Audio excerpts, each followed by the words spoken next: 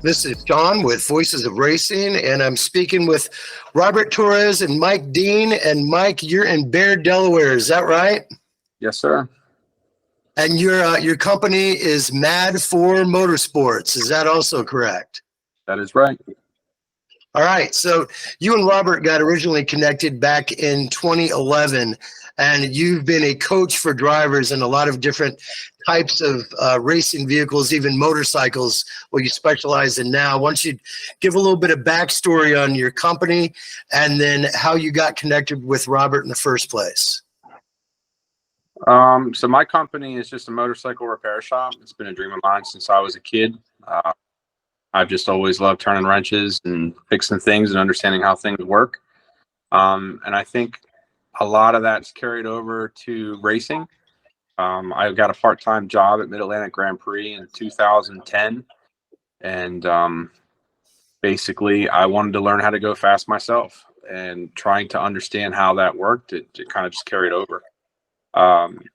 They asked me to basically take over the clinics and teach people, adults, children, everything in between, and just try to teach people how to race, how to learn the lines, how to go fast, how to brake smoothly, everything.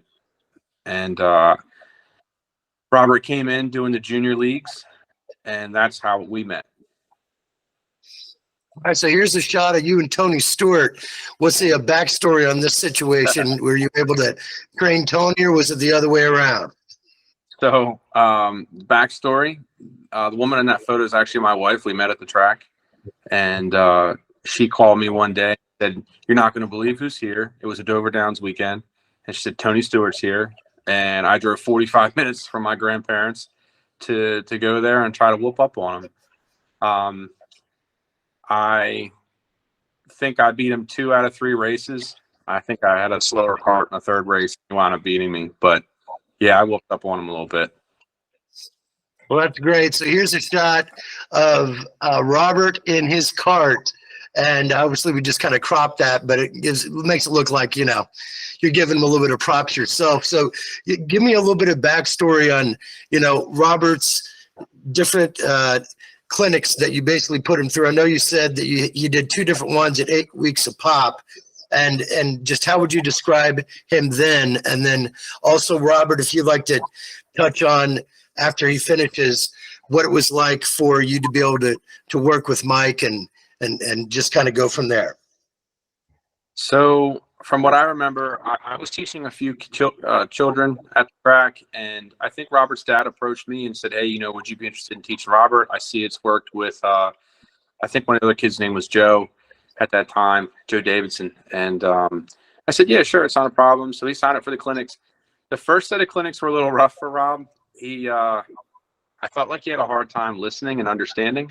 I tried to focus more on his line that first 8 weeks, more so than speed. Yeah. And I think I talked to his dad. I said, I think you need to give it a little bit of time. I think it needs to click for him. And I highly recommend he does another one. So I think he did another league or half a league, and Rob started, from what I remember, it just started to click for him. And then I think he realized what everybody else was doing, and he started following them. And then I think that's when it clicked at that point. I think he finally understood how to go fast. And at that point, it was just keeping him smooth. And being, 80 pounds in a 6.5 horsepower cart on a very tight technical track, you're very prone to spinning out and losing traction, sliding all around. So like I said, from what I remember, it's a long time ago. But it definitely clicked that second set of 8 weeks. Definitely. All right, so Robert, why don't you touch on just what it was like working with Mike and how you really think you've grown from what he instructed from back in the day to what you're doing now?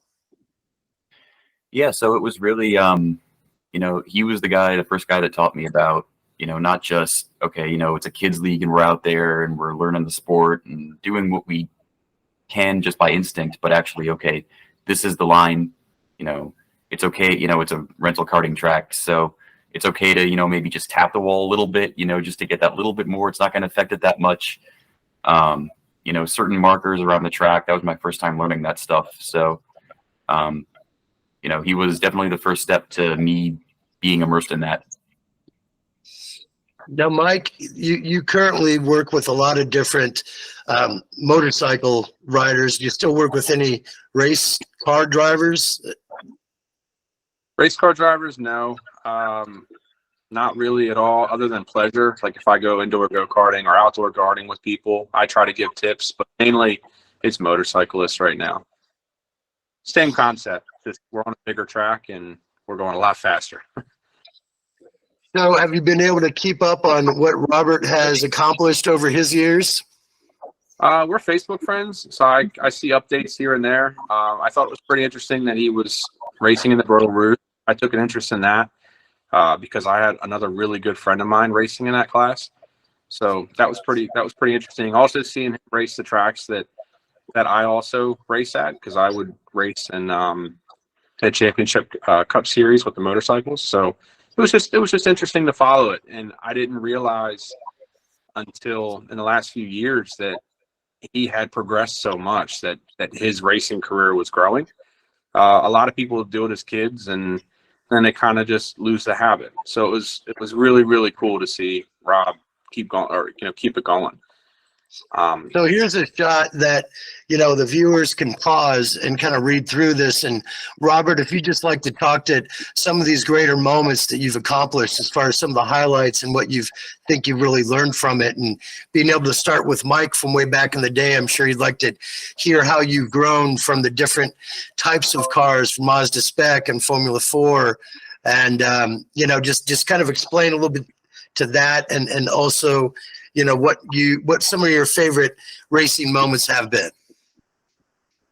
Sure. So yeah, what you're seeing there is definitely everything up until this point. You know, 2010 through 2013 was doing junior leagues at what is now Extreme Zone, but was then Mid-Atlantic Grand Prix.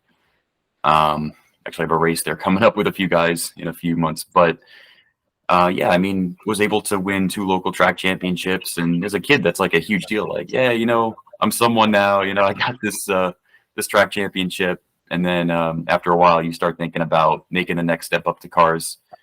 You know, obviously it takes a family who supports that goal. So very grateful for my dad for always wanting to push me even more. And so that's what we did. Come 2016, got my SCCA license, and you know, did a few Bridle Rouge races at New Jersey and Pocono. And then the following year went full time in the Lucas Oil Formula Car Series under coaching. So, you know, that went well. Scored a few podiums in the Lucas Oil Series. After that, my coach wanted me to move up to Formula 4 with his team, Group A Racing. So that's what we did, and did decent.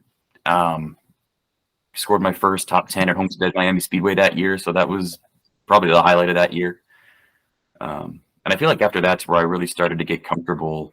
You know, I was comfortable pushing karts, but I wasn't quite there yet with cars. And after that event, I feel like it was cemented, like, okay, you know, I can get comfortable getting this thing on the edge and have the confidence to save it and go faster.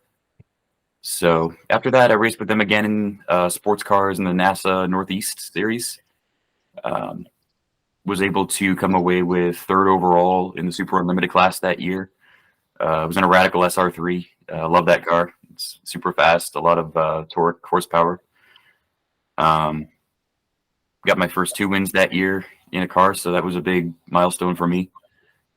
You know, in addition to that, was able to do 2 World Racing League events that year, one in Sebring, and it was the first 24-hour race in Sebring, like, of anything. It was 12 hours before, but we broke the mold with that.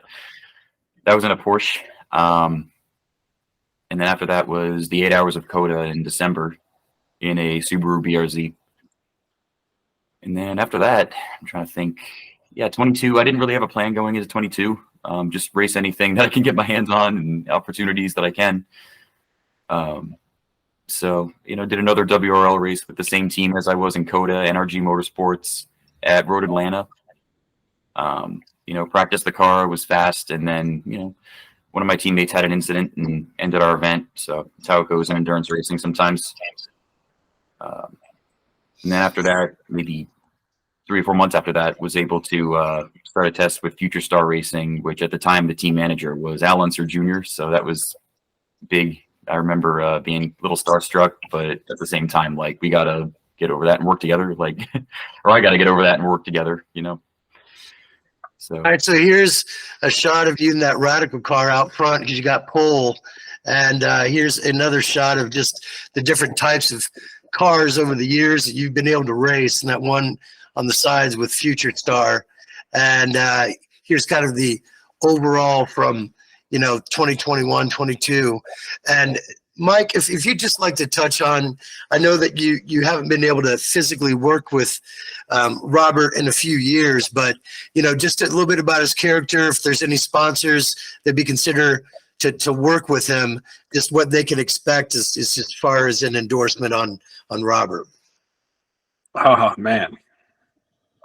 From what I've gathered from Rob, again, we haven't really spoken probably about a decade, man.